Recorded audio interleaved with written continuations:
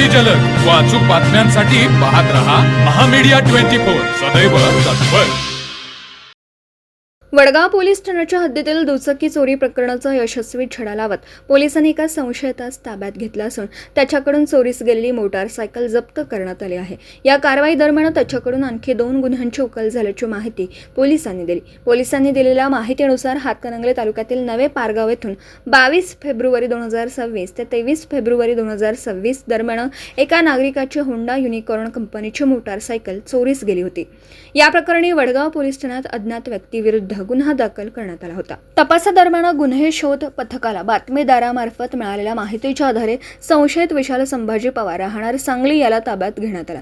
त्याच्याकडे सखोल चौकशी केली असता त्याने संबंधित चोरीची कबुली दिल्याचं पोलिसांनी म्हटलं आहे। या चौकशीत आरोपीकडून सुमारे 25,000 रुपये किमतीची Honda unicorn motorcycle MH9 EH 4913 हस्तगत करण्यात आली। तसेच त्याच्याकडून आणखी 2 गुन्ह्यांची उकल झाल्याचंही पोलिसांनी नमूद केलं आहे।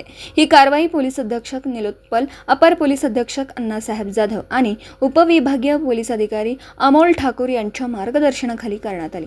पोलीस निरीक्षक विजय घेरडे यांच्या नेतृत्वाखाली गुन्हे शोध पथकातील शरद मेनकर, शेखर कदम, स्वाती कांबळे, एकनाथ गावंडे आणि आसिफ कलायगार यांनी कारवाईत सहभाग घेतला।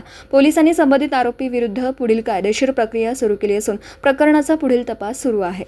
तर मग चला सबस्क्राइब करायला विसरू नका महामीडिया 24 न्यूज चॅनलला। महामीडिया 24 सदैव तत्पर।